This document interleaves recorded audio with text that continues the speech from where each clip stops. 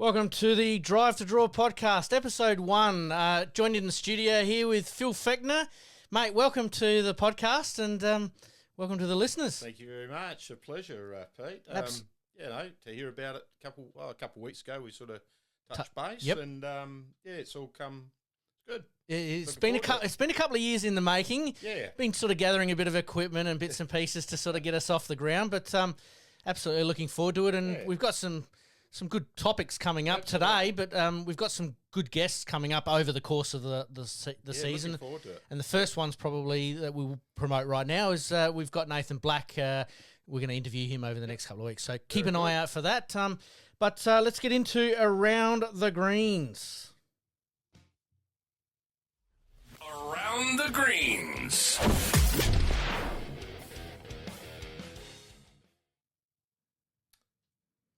All right, mate, to kick us off on Around the Greens, over the last couple of weeks, most people would have seen the advertisements that we've got on Facebook in our little group there. Big shout-out goes to Brad and Liv, who have got the bowls tipping up and going for this year.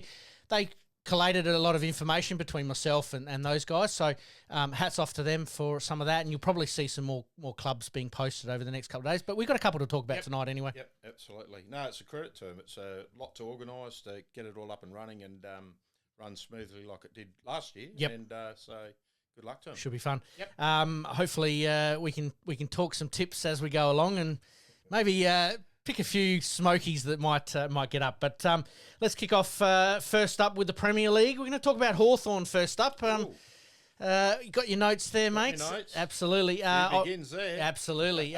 Some huge ins for Hawthorn, mate. Yeah. Gabe. We'll start with Gabe Nadekia. Yep. What fantastic bowler. Payneham for lifelong Payneham. Yep. Went to Lockleys last couple years. Yep. And obviously you've grabbed him this year there. And super skip. I played under him for 4 or 5 years at Payneham. Yep. And just love the man. So Absolutely. Yeah. I didn't get a chance to play with him in his rink, but obviously I was in the team at Payneham there, and he used to hate it when we played against Lockleys because I'd always have a day out. So he sort of came to me this year and said, "Hey, happy to have you in the team with me this time rather than against me." So a lot of fun there. But who else from Hawthorn, mate, you've got on your list there? Yeah, I have. I've got the list here. Look, you run through a few.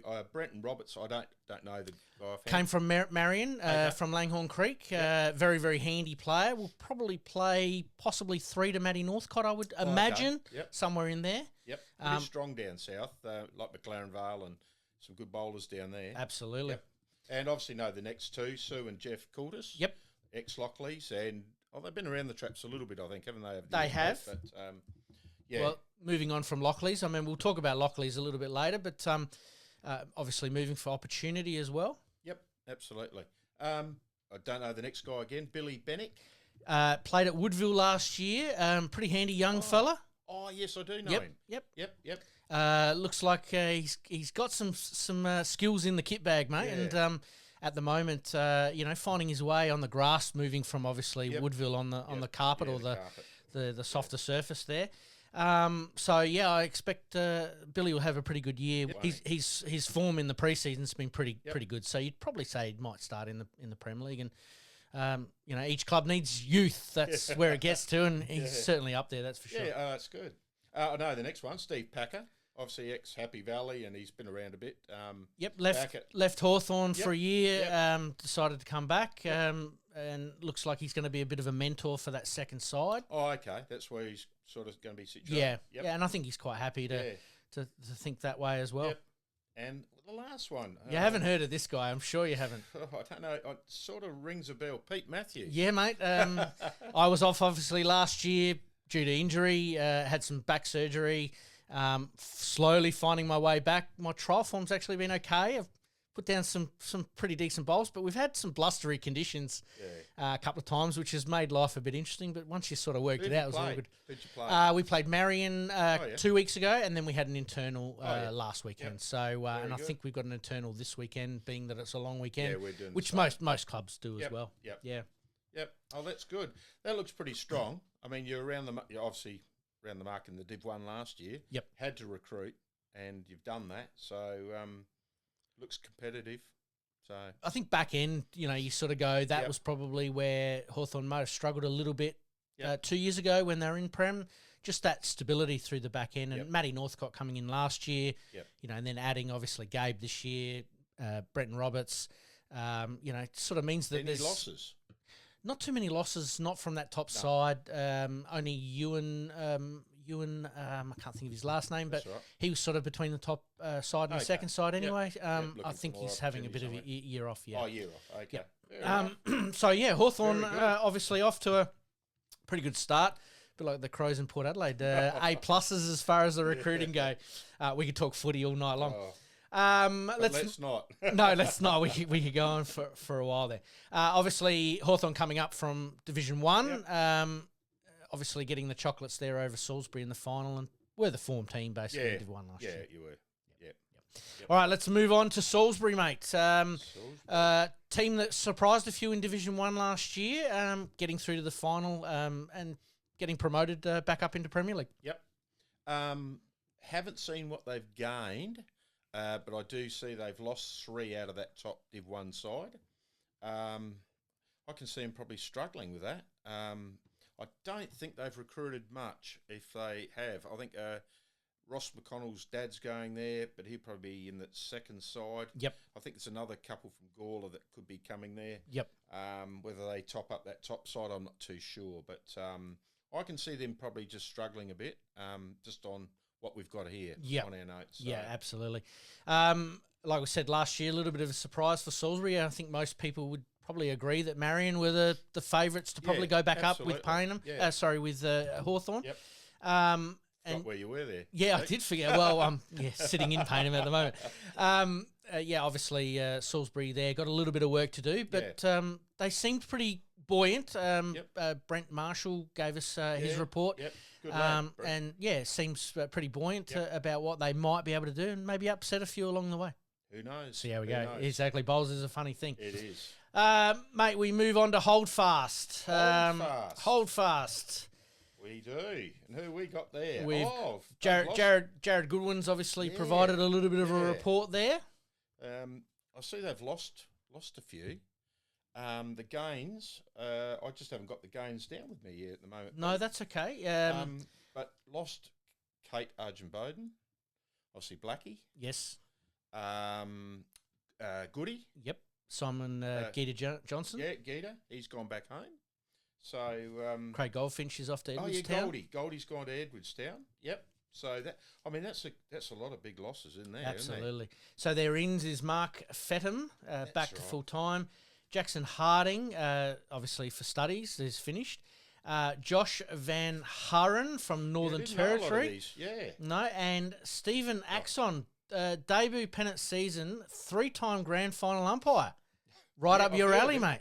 Heard of him? Yeah, I do know the guy. I don't know him, but I've heard of him. Yep. Sorry, that's why I couldn't find Holdfast. I've got another Adelaide. No, that's all right. No, all good. Yeah, obviously, Blackie but, and I Kate didn't know a lot of those ins from, so they're unknown to me. But their losses are wow, isn't it? Yep. So from what I understand is that Tyson will be coming back and playing a few games. I think Cohen Liffen will be filling in as well. Played and playing against him last year. He skipped against us that night at Holdfast. We pushed them all away. Yep. He only lost by a couple of shots in the end, didn't he? Not the team, but our rink did. Yep. And it's a good hit out. Yep. So I think those guys will come in at various stages throughout the year. So, look, I think Holdfast will be around the mark. It's just that at the moment, looking at some of the recruits for some of the other teams we're going to talk about a little bit later, probably make that top 3, top 4 pretty solid. It's going to be a big year. Yeah, it will. I probably can see them finishing about midfield. Yeah, sort of 5th, 6th, maybe 7th, at absolute worst. Absolutely. So, yeah, absolutely. Yep. We thank Jared, obviously, for his input there. For Salisbury, we thank Brent Marshall, and for Hawthorn, we thank Matthew Northcott for providing. No, mate, no. I'm not participating as far as the back end stuff goes, but Matty was good enough to give us his thoughts there. Makes it easier for us. Absolutely. All right, let's move on to Division 1. Let's talk about Woodville, mate. Division 1, Woodville. Well, I know we've got one at Butterfield. Michael Butterfield's come across. Handy bowler. The ins, you're going to have to hit me with the ins, so I didn't get... So the ins, Ian Kerr transferred from Westlakes. Phil Merchant transferred from Westlakes. Peter Pipworth from Encounter Bay. Yep. Paul Banddick from Grange, Okay. Peter Vickery from Lockleys, Graham Marshall from Grange, Malcolm Odell from West Lakes. It's a fair list here. Mark Piscini Night Owler from Semaphore, Norman and Anne Pearl from Encounter Base. So they've recruited some. Down south. Yeah, there too. absolutely. Wow. Ivan Stavenger from Para Hills. Apologies for any pronunciations here. Ron Rebeck from Port Adelaide. Paul Bassents from Walkerville. Yep. John Grigger from Butte and Joe Zanik from Lockleys as well. wow. So they've recruited pretty well. They're out, so Michael Butterfield, as you mentioned, Yep. Billy Benchick, which obviously we talked about with Hawthorn there, James Holst, Phil Davies and Kevin Lambert. Yeah, not a lot of names I know there other than Butts. He's come across to Walkerville with us, Yep. so he's going to be very handy for us. So, yeah. Well, Doc obviously providing the report there for Woodville, Doc, pretty heavily involved there. Yep. They've held on to almost 40 new members or produced 40 new members across the club this year. So Yeah, it's good. And I believe they give free membership for the first year or thereabouts. or a half price something deal. like So, that. Yeah, it's a they pretty good actually deal. do pretty Good well on 'em. there. Yep. They've obviously appointed a coach there, Paul Bandick there, looking to Okay. invest in some player development and some teams there. They've obviously had some in-house sessions, obviously, over the winter and are pretty confident that they could go all the way in Division 1 this year. Yeah. So. No, that's a solid side.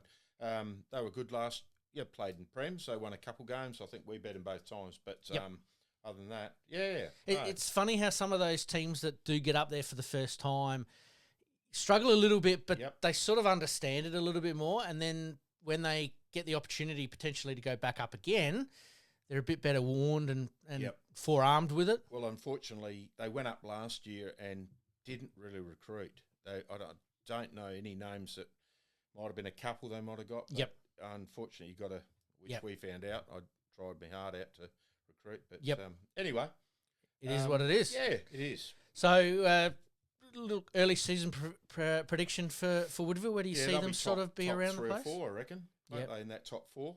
Do you think the home ground advantage, and we'll talk about some of these home ground advantage, do you think the home ground advantage might actually help them? I don't mind that. It's not a carpet, is it? It's No, more of a softer... Yeah. I don't mind it. Yeah, it runs reasonably well. So certainly good luck to Woodville there, and thank you to Doc for providing his report. Probably the funniest, I suppose, spiel that we've got was from Millswood. Yeah. You read it out again, Pete, because I didn't get the Div 1. No, that's okay. Millswood, well, let's just talk about Millswood in general from the get-go, is that they've progressed over the years. And I'm playing at Ascot on Wednesday, trial game, and we were talking to some of the Ascot boys, and they were saying, like, Millswood was basically ready to close the doors 5, 6, 7, maybe 8 years ago. And they got night hours there, and all of a sudden all the uni students went there, and then they hung on to some for pennants. And they've just progressed year by year by year up the ladder, haven't they? Did you see their comment on the Facebook site? Something about the bar takings. We hope the bar takings go up this year. They like a drink. Yeah, absolutely. Their big recruits: Dave Robinson, Joe Caruso, Roger. Now again, apologies for the pronunciation. Zaran Chanello and Stu Crutchley. So. Couple of names there, but I'm just impressed with how they've resurrected the club and have been able to advance year after year. And good on them. They're in Div 1 this year. I love it down there. Beautiful little club. I've not actually played there where yet. it's tucked away. The greens are good, grass greens. Yep. Yeah, it's a lovely little spot. Yep. Yeah. Obviously, a bit of fun being had there by Matthew Sexton. Sort of with a couple of predictions there. He sort of had Hawthorn and West Lakes playing off in the decider. Oh. Would be good, but I think there's a couple of teams that might be ahead of us there. But no, good fun there. But certainly coming up from Division 2 to Division 1 is a good challenge for them. I think good on 'em. that might be about where they're at. And obviously Port Noarlunga and Marion, which we'll talk about, might be the sort of front runners there in Division 1. So it's going to be very, very interesting. All right, mate. Let's play a little... we will play a little bit of a little ad here, and we'll get into Around the Regions.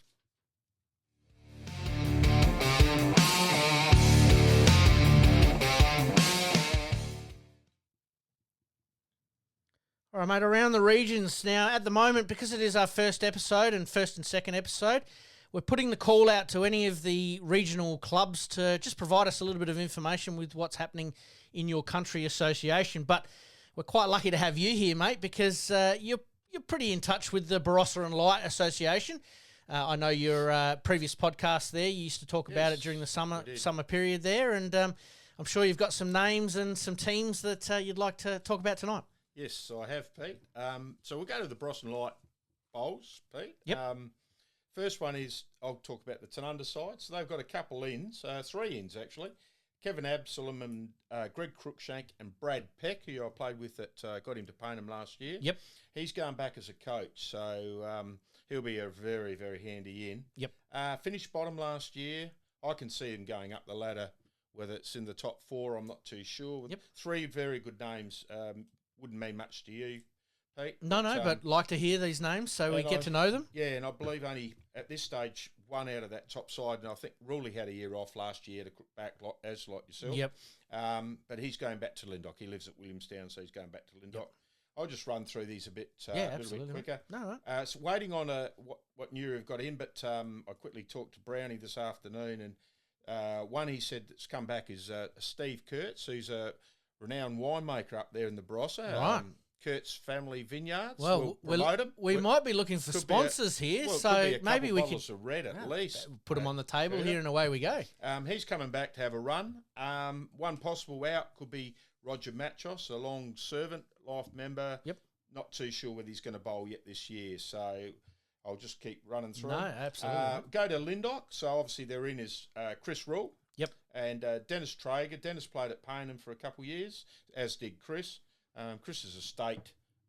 What did he win? Singles. He's won just about everything in bowls. Yes. Played 14 state games. The only out that I've heard so far is Steve Heinze. He's having a year off. Yep. I just want to shout out Ashton Marnie.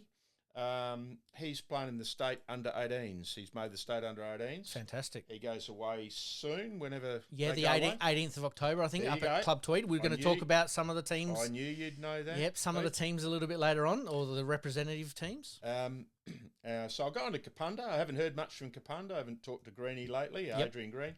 They're usually around the mark. Always around But the mark. they've lost a couple. They lost 3 that I know of out of that top side. It's obviously Kevin Absalom, Greg Cruikshank, and Peter Lucat. Yep. Peter's come over to Walkerville. Yep. He's sort of part of the reason getting me there. Yep. But while I'm Getting on the old crew back together a little bit. Yeah, well, see how we go. Yep. Jade, I'm going to sing out to Jaden Green. He's only about 11 or 12 years made old. the state representative Should for know, under 18. sorry, Katrina. I Yep. should know how old Jaden is. Under 18s, unbelievable talent, that lad. Yep. So Comes give from him- fair stock though. Let's Oh, let's preface that. Adrian's pretty good, and so is Oh, Katrina. yeah, So he can bowl a bit. just a little bit. So we'll shout out to him. Freeling, I know a struggling club out there, small club. Haven't heard much from them, but Yep. I know they're struggling on numbers. So anybody is looking for a bowl out that way of Freeling, growing town, but just struggle to recruit. Yep.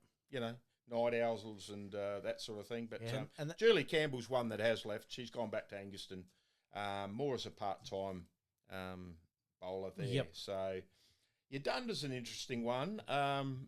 Set out early season, sort of 100 years this year. So Yes. that's centenary. Yeah, so Jimmy Marta from West Lakes. I don't know whether do you know Jimmy? He played yep. 3, Yes. usually 3 in their top side. Yep. He's heading back. Yep. His dad plays there, Billy. Yep. So he's heading back. I have heard a couple other names, but perhaps I won't sprout them out until I definitely find out. Yeah, no, we'll But, save that for maybe pretty close to round 1 when we talk about around the we'll see regions. the Exactly sides. So, right. Yep. Yeah, so I won't sprout any more out there. Yep. Angaston, we've got an in. I played with a young chap at Payneham for a year. He came down here, Pash. Yes. Trevor Pake's his name, but he Yep. likes to be known as Pash. Pash. Yep. So he's coming back, which is good to see. Play a few tournaments around the state with Pash. Yep. So he's coming back. John A. Voigt's obviously one that's he's gone to Adelaide. He's won everything, country everything. Yep. Last year, and I believe his dad's gone too. He had played at Angaston as well. So one to go. We've got Mount Pleasant. Haven't heard, but I've got some feelers out there who, if they have another town, just out range a bit, small town. Yes. Always looking for players. So anybody out there at Mount Pleasant, Eden Valley, Springton area, Yes. even Birdwood, looking for a bowl, join up. The one out is obviously Dennis Trugg. He's gone back to Lyndoch. His wife bowls there, and he lives in Williamstown. So he's gone back to Lyndoch. So, yeah, it's hard to say. If I have a quick look, I'd say Anguston will go top probably again. Yep. Newry have got to be around the mark. They're always around the mark. Lyndoch have recruited pretty well. The year before, they got about 3 or 4 Freeling players. Yep. And Kapunda are probably they're probably my top 4. Yadunda, unknown. See who they get. Yep. Jimmy's going to be a big in. But Anguston, I think it's 5 in a row or 6 in a row. Something like that. So, going to be around the mark again. Well, we'll keep an eye on the ins and outs there, and we'll follow up, obviously, closer to round 1. But, mate, that's fantastic. We want to try and get the country regions involved with the podcast at some stage. We might even have some players from out there or a regional bowls manager come on the show and actually just give us a bit of an overview of what's going on. And then the big one for us will probably be Country Carnival. Obviously, everyone's down here, so spend a bit of time at some of the venues and try and get a few, few words from some of the players, and we'll go from there. Just quickly before I finish on that, any club around that Barossa area, if you've got some tournaments coming up, give us a hoy. Find me on Facebook. There is one. There's a Cosmo Fours at Newryup on the 24th of November. Yep. 9:30 for a 10 o'clock start. Just ring Brownie on the 7th. Entries closed on the 17th of November. Ring Brownie 0429 466 483. So that's Brenton Brown. So perfect. If anybody's interested, and do please sing out Tanunda and any other clubs, just let me know. Yep, absolutely. Mate, thank you for that report on the Barossa and Light. Always like going up to Kapunda there, playing under the roof. Not quite under the dome, but under the roof there. And you generally plays pretty well there, so good. Absolutely. Yep. All right, mate, we're going to take a very, very quick break. Coming up after the break, we're going to talk some state events. We're going to talk a little bit on the bowls tipping, and then we're going to move on to, generally we were going to talk about our players' interview, and we'll promote that a little bit more as well. You're listening to the Drive to Draw podcast. We'll be right back after this short break.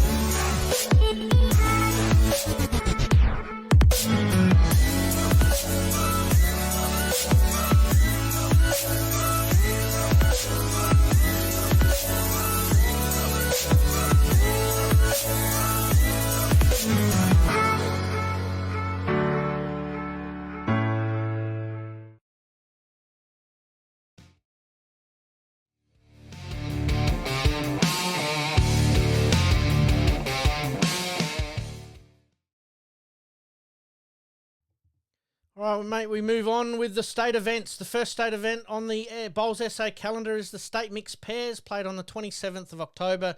Obviously, sectionals there. Entries did close on the 29th, but I did see that Bowls SA extended it until about Wednesday of this week. They're saying that they've got about 250 entries, so it's a big number. It's a big day. It's a big day, exactly right. Obviously, going through a couple of the entries there, the two probably the biggest ones that probably spiked my interest was last year's champions in Kate Argent-Bowden and Nathan Black. Fair pair. Absolutely. A little bit of a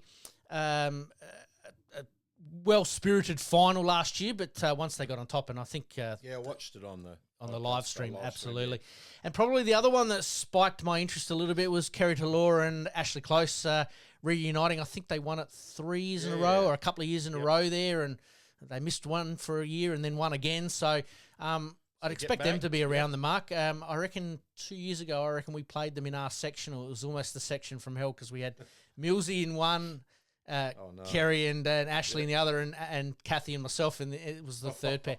So it was almost the group of death there. Yeah. But no, played quite well and enjoyed it. But yeah, they're probably the ones that I'd be looking out for. Yeah, absolutely. You having you're not playing in the state mixed? I played with Julie Campbell. She's was playing out at Freeling. She was at Anguston then, but yes.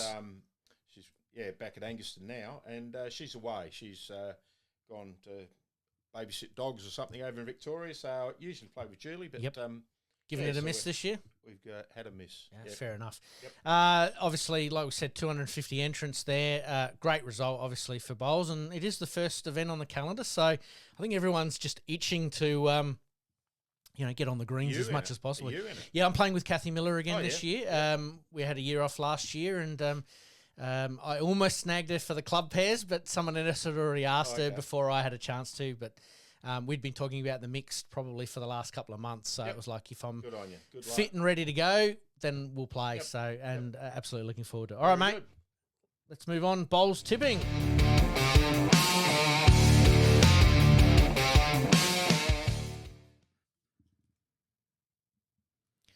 All right, let's talk SA Bowls tipping. Once again, thanks to Brad and Liv there for getting the tipping up and going again for this year. Entries are now open. We did open them a couple of weeks ago, but we didn't have a draw then. The NBA did release the draw during the week, and I believe that over the weekend, I think that's all going to be updated. So entries are $25, and then depending on the number of entries will depend on the prize money. There's a little bit of prize money that will go, a little bit of money entry fee wise will go to the people who design the program for us to be able to do it. And there's a portion that we're also going to set aside for junior bowls. So not juniors as in our state representatives, but maybe a worthy junior. We might run a bit of a competition at some stage that a up and coming junior or a brand new junior, we might be able to provide some prize money there for a new set of bowls or a new shirt or a hat or whatever that we can sort of rustle up through that. So there's a bit of initiative there that everyone can get involved with and get behind. Very good. Last couple of years, last year they didn't run it, but the year before, had around about 50, 60 entries in that. I know a few people have sort of said, what about the anti-gambling laws for sports and bits and pieces like that? It's a bit of fun, isn't it is a bit of fun, and it is across two divisions, so it's not Premier League players only tipping on their games, but they're also tipping on Division 1. So it's a bit hard to influence results, I suppose, based upon on that there anyway. And it is a bit of fun as well. I think you tip your own side unless I don't know. I know I tipped my side more than what I normally would the year before, and it got me in a bit of trouble, but that's the way it goes anyway. All right, mate, let's move on. Players interview. Players interview.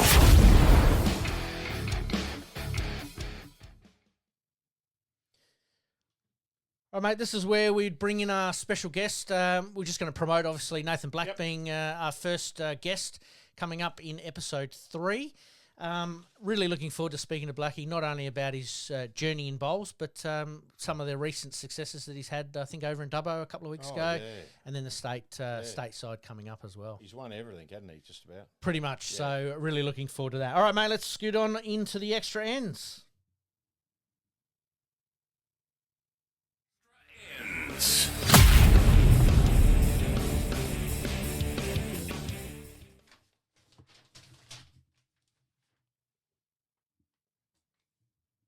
All right, mate, to kick us off for extra ends, let's look at some tournaments that are going on. Torrensville playing on the, 13th of October, a fours medley, 9:30 for a 10 a.m. start, $120 per team. That there should be an absolutely fantastic event. Must be on the grass because the dome's been taken down, Yep. Obviously... Good greens. Torrensville always did have pretty good greens there. Yeah. How do you see their move, obviously, over to the new location, just Yeah. Almost across the road, I think it is. It? Yeah. I don't even know. I think it's near the cemetery there or just behind. Oh, okay. Or it might be the other side. It might be behind the brickworks. Actually, Okay. it's somewhere in that region They there. were sort of talking go to Lockleys, weren't they? Just Yes. At one stage. Yeah. But, okay, they're only moving. Yep. Around from memory, I didn't actually put it down here on my run sheet, but I think it's about 2,500 in prize money. So, a good day out. I did play in that a couple of years ago. Some pretty handy players go out there, trying to look for a little bit of form as well. That's right. Exactly. The second tournament on our extra ends list is the Tranmere Bowling Club Open Skins, Sunday the 20th of October. 9 for 9:30 start and $100 per team. Always a great day out there at Tranmere. I love Tranmere. I don't mind the greens, and cover over the top's quite nice on a hot day. Yep. So yeah. Sometimes the front green, you go, "Ugh," but you get out the back. It's actually really nice. Yeah. So really looking forward to that. So if anyone's looking for some tournaments, get your fours together or your pairs together, whatever tournament we've got going for whatever discipline. Yep. But on this occasion, it's fours. So and lunch provided for all that. And again, clubs just sing out, either contact me or Pete. Yep. Just say, hey, we've got a tournament running, and we can put it on the running sheet the here run sheet. and Yep. give it a bit of a shout out. Absolutely. All right, mate. BPL, let's move on to BPL Cup. The finals were played at Modbury on the weekend. The winning team was from Berry. That's very good. It is very good. I like that. Some good bowlers there. Yep. I mean, Hilly, both the hills. Yes. Yeah.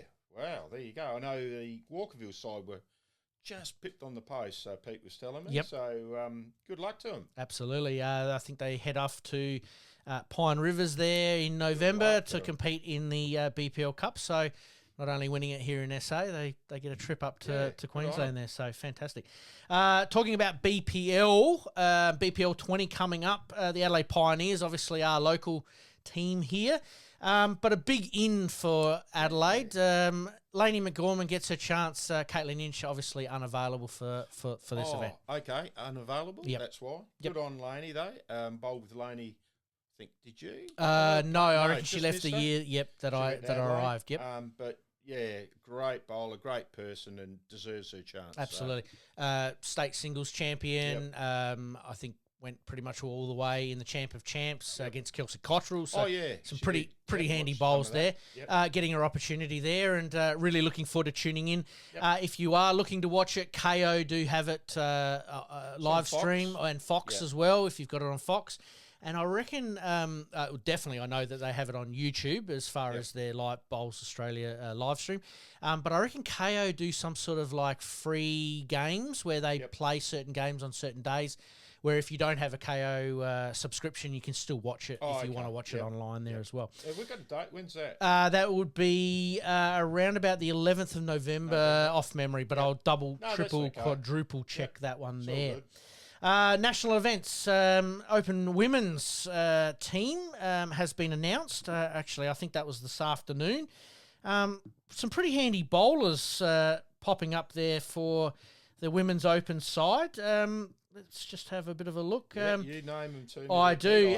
Karen Gatto, Sheridan Bodnar, Tasman Jenke, and Lainey McGorman. That's a pretty solid rink. Okay. Wow. Second rink, Grace Maloney, Sharon Kavanagh, Renata Callisto, and Kate Argent-Bowden. Yep. Pretty handy there. Evie Exton, Debbie Dennis, Kath Greenslade, and Catherine Green, or Katrina Green, sorry. Kat, yep. And obviously the coach, Tony Lucas, and Marie Roberts is the team manager. So really looking forward to seeing how that team goes. It's pretty solid.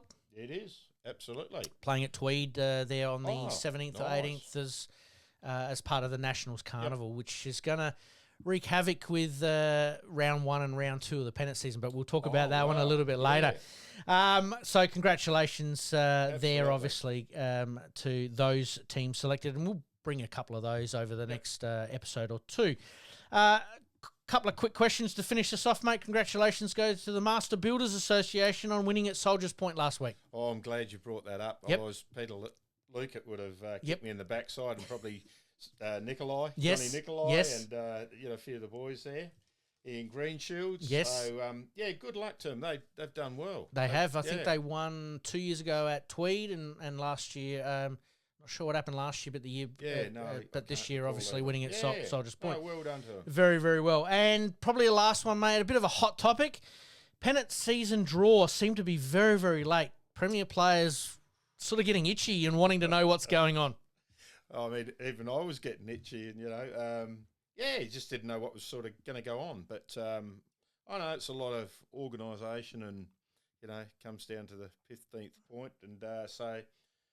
I mean, I suppose it's about having clubs that have enough greens and rinks available. That's probably the big one. We're in a situation this year. The you're club's sharing. coming down, and so we're going to play home. I think that could change again. But we were going to play the front half at home because the club's going to stay for a while and then over to Toorak. But anyhow, time will tell with that. Absolutely. But, I suppose it's a lot of organisation, but anyway, people were getting a bit. They're getting a bit itchy for some sort of, and I suppose with the Nationals coming up, there's certain players that could have arranged, or certain clubs could have arranged marquee games maybe on a Friday night to be able to fit everything in and everyone in. It makes it hard. I sort of get it, but being that it was released so late, it made it hard. I mean, we were having a meeting on Wednesday after our pennant, going, "What do you want to do? There might be an opportunity that you're playing 4 days in a row." And so on and so on. So that was a nightmare though last year in that Premier League. We didn't know when we were playing, and then it got changed. I think the Premier League and perhaps Div 1 is you could make one game per round a marquee game. Yeah, and then we could live stream it as an example and promote obviously more and more bowls in SA. And most clubs have got reasonable enough lights, if not bloody brilliant lights, to be able to do that.